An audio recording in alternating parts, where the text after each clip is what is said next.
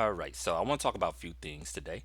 I want to talk about the coronavirus or COVID-19, whatever you want to call it. I want to talk about last night debate between Bernie Sanders and Joe Biden. But before I do that, don't forget to subscribe, share the video, click that notification bell. Now let's get into it.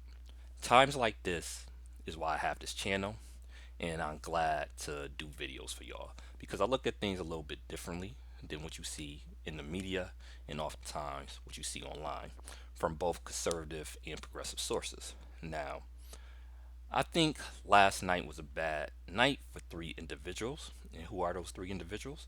It was definitely a bad night for Donald Trump. It was a bad night for Bernie Sanders. And it was a bad night for Joe Biden, all for different reasons, and there's two reasons for each individual, and I'm going to get into it now. So for Donald Trump, his response to the coronavirus have been atrocious. There's no other way I could say it. It's beyond bad. He made several mistakes. He downplayed the seriousness of the pandemic. Now, is some people going overboard? Yes. Some people act like as soon as you walk out your door, you might get coronavirus, and it's not like that. But he didn't take this pandemic seriously enough. Some of the steps he taken now, if he would have took from the beginning, it would have looked a lot better. He could have got tests from the World Health Organization, what he didn't do. His administration made their own tests, and some of them was not working correctly. He could have followed what South Korea did, because in South Korea they got drive-by testing stations. Could have did that. You could have had some type of federal directive, but instead you got states doing their individual thing, and it looks messy. It just looked messy, and when he talked about the subject, he's not giving it the seriousness that it needs. So it's been awful for him, awful for him. And on top of that, it looks like we might be going into an economic downslide. Now, a lot of it have to do with this pandemic, and if Corona is solved, will the market go back up? Possible. It probably won't do as bad as it's doing now. However, economists been pointing out for a while now, even before Corona hit, that it was signs that a recession might be coming. And a lot of things that Trump have done just been sugar highs, like the tax cut. The tax cut was good for some people, especially those at the top. But for somebody like myself and my family, that tax cut really did me no good. I'm in the bracket where we really didn't get hardly any tax relief in it. And in some cases, it made our tax burden a little bit higher with some of the deductions that they took out of the tax bill. Also, I live in a higher tax state in New York State. So if you live in a higher tax states like New York or California, some of those deductions was taken away by a tax bill as well. So I personally didn't really feel it, and there's a lot of people in my situation as well that also didn't feel the benefit of the tax cuts, right? So that's a sugar high. On top of that, it wasn't paid for. Um, he claims he's going to pay for it by economic growth. Well, guess what? Right now, all the economic growth you had during your administration is coming crashing down right now. All the market gains you had is back down to before you got elected. So how you going to pay for that? That add more to the debt, add more to the deficit. And I'm not a deficit hawk. I don't mind deficit spending if it's going to benefit the correct people. But this tax bill didn't do that. So a lot, like I said, a lot of the stuff Trump have done so far have been just sugar highs with the economy. And the reason why it's so bad is that was the main thing he was running on. He kept pushing how well the stock market is doing. And never mind that how well the stock market is doing oftentimes don't reflect on how the average person is doing. That's two different things. But his main thing he was running on was the economy, and the economy right now is not looking too good. It definitely not. So Trump, very bad night. Number two, I'm gonna go to Bernie Sanders. Why did Bernie Sanders have a bad night last night in the debate? Well, for one, During the first hour of the debate, it was mainly about the coronavirus. And I agreed with the overall points Bernie Sanders was trying to make. However, that's not what most people is looking for right now. For instance, he kept saying how we should go to Medicare for all. And I agree. I think we should have a Medicare for all system. But Medicare for all, Joe Biden was actually right with this point, would not solve this particular pandemic. Now, I think a better point would have to make would have been this, because Biden was talking about, oh, we're going to pass this emergency bill, and nobody would have to pay for this, nobody would have to pay for that. And the point he could have made is, when you get cancer, it's an emergency for that particular family, and there's a bunch of Americans a year that get cancer. There's a bunch of Americans a year that is suffering from chronic conditions. That is emergencies for these families. It's an emergency if you have an accident. So it's an emergency if you get saddled with medical debt. So that would go to his overall point. However, he should have mixed his overall big picture revolution with more current solutions. I didn't think he did a good job in mixing it up last night. That's number one why I think he had a bad night. Number two is because he needed a game changer. Because let's be honest, it's more than likely Joe Biden's going to win the nomination now. Bernie Sanders is down a significant number of delegates right now, and with all the focus on coronavirus, he's not really getting much time. And objectively, forget my personal feelings because I like Bernie Sanders much better than I like Joe Biden. However, I always try to look at each subject objectively. I think Biden had a better presentation of the corona debate than Bernie Sanders did in last night's debate. Now, I don't know how much this debate even going to matter, but that's what it is. So Bernie Sanders needed a game changing moment or Biden just to fall flat on his face. Biden did enough to show that he's competent. And in these debates, a lot of people don't watch the full debate. They might see highlights on the mainstream media, and the mainstream media is totally in the pocket of Joe Biden. They root for him. So I don't think Bernie Sanders did what he needed to do last night. He turned it up during the second half of the debate, and that's why I'm getting to Joe Biden right now. Joe Biden also had a bad night for two different reasons as well. Number one, he got hammered by Bernie Sanders in the second half of the debate, and it's all his fault. Now, in the media, they saying that I'm surprised they went in it like that, and yeah, Bernie attacked him more than I thought he would. Now, if you pay attention to the debate, because I watched the entire debate last night, Bernie didn't seem like he was going to attack Biden. He was being very passive in the first part of the debate.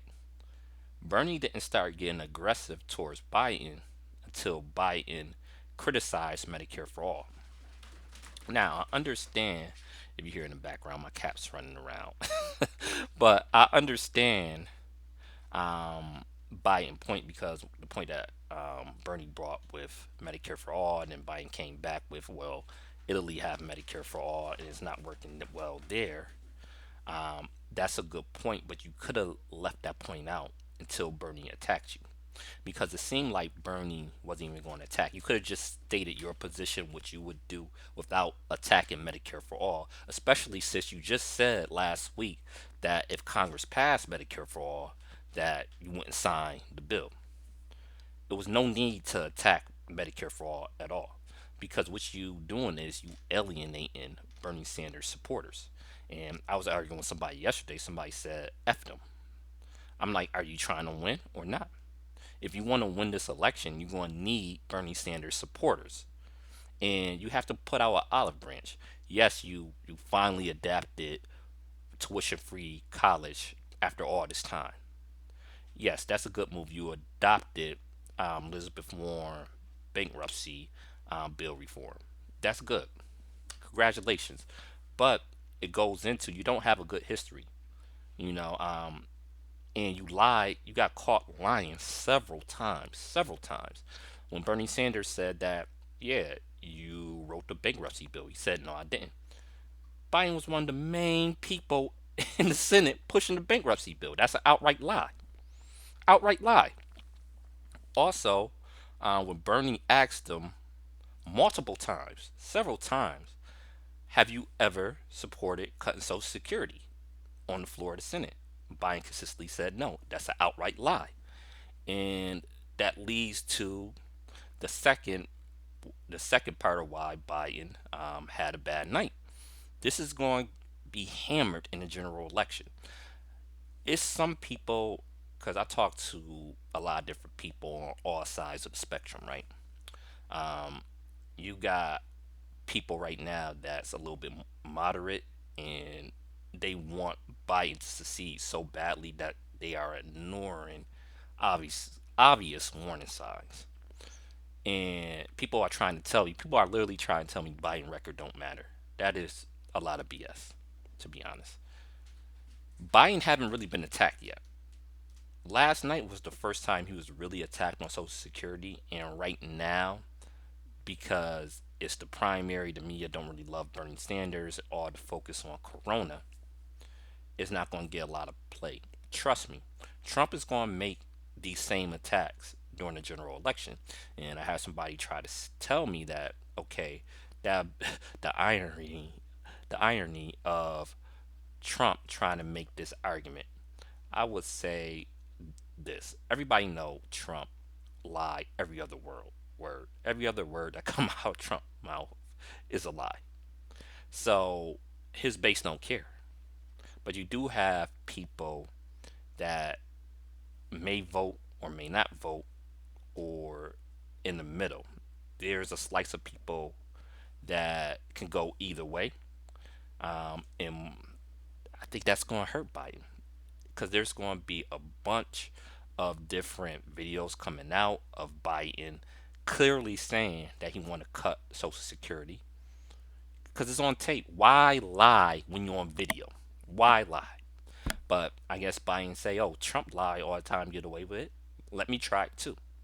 But I don't think it's going to work out the same, especially in the general election. Now, with that being said, Trump is such a mess because of the coronavirus and the economy. It might not matter, and Biden might still win. But that'll lead me to my last point. Biden winning is not good enough. During the general election, if Biden get the nomination, where it looks like he will, I will vote for him just because I think Trump is that terrible.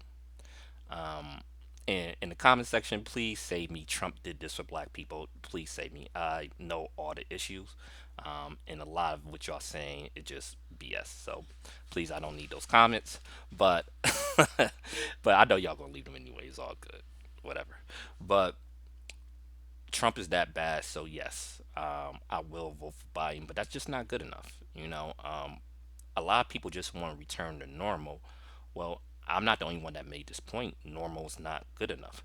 Normal is people being left behind. Normal is extreme poverty for a good portion of this country. Normal is intense student loan debt, medical debt. Normal is endless wars. That's not good enough. So I'm glad to see Biden have adopted a few progressive positions. A better strategy last night would to be to actually extend the olive branch even more, and really had that type of discussion with Bernie Sanders. Because if he would have did that, I don't think Bernie Sanders would have attacked him as hard. And this could lead to a prolonged primary now. I don't know. Maybe Bernie would drop out. I think Bernie would have dropped out sooner if Biden would have like embraced a little bit more of his platform. Of course, you don't have to adopt everything that Bernie Sanders said, and I think the moderates are feeling themselves a little bit because Biden have had a few good weeks. But there's a lot of things to go into that. It's a lot of things to go into that. Um, as the moderators pointing out, Bernie has struggled with black support, especially older black support, and that's on him. He didn't do a good enough job of reaching out to black people early in this campaign. I know a lot of Bernie Sanders supporters disagree, but that's what it is. I was saying that from the beginning. And progressives, please, like, especially white progressives, please listen when we try to tell y'all stuff, because I was trying to tell a lot of Bernie Sanders supporters that, yo, you're not doing a good enough job reaching out to black people. And they go all around the block. Well, this candidate, this, like, listen, I'm trying to tell you something. You're not doing a good enough job. And a lot of them didn't want to hear that. It is what it is at this point. He really didn't do a good enough job. He didn't even do a good enough job, in my opinion, to reaching out to young black people, even though young black people like him more than Joe Biden. Because, I talk to a lot of young black people in their mid 30s and below, 40 and below. And while there is a good portion of young black voters that do like Bernie Sanders, there's a lot of black voters that didn't care for him. They didn't like Biden either, so they just wasn't going to go and vote for anybody.